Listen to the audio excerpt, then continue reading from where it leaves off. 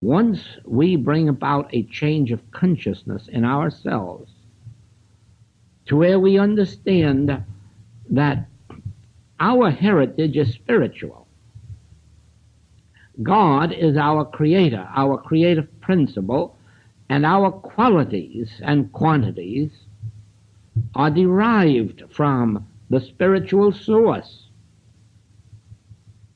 Our parents are just the human frames through which we were sent into expression. We weren't sent into expression by them, but through them. We were sent into expression by our Creator. Your father and my father, according to the Master's teaching. The one Father, the one, yours and mine. We do not have separate parentages. Not even if we're white or black or Oriental or Occidental. We have only one Father, one creative principle. The entire experience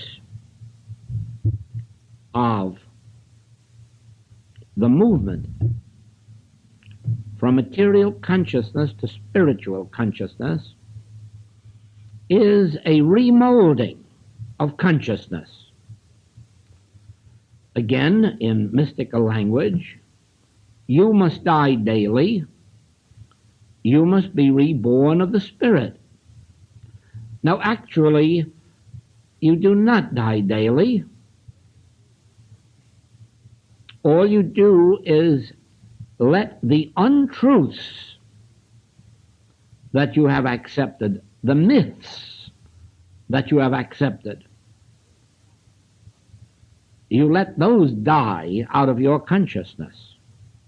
Your consciousness remains just what it always was. Only now, instead of believing that the sky sits on the ocean and the sky sits on the mountain, now you look out and you say, oh no, education destroyed my ignorance on that subject. In other words, I have died to those beliefs. But it isn't a dying process. It is a letting of those ignorances die out of your consciousness so that into your consciousness may be born the truth. In the same way, as you start a regular program of training your consciousness to accept one power and that one spirit, and of course resist the temptation to use that power on anything because there isn't any other power to use it on, as you train yourself to resist the temptation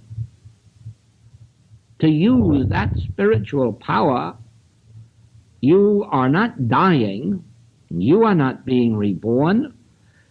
These old beliefs are being permitted to die out of your consciousness, and truth is permitted to be born into your consciousness. But when you're all through, you'll find you are still you. Your consciousness is still your consciousness.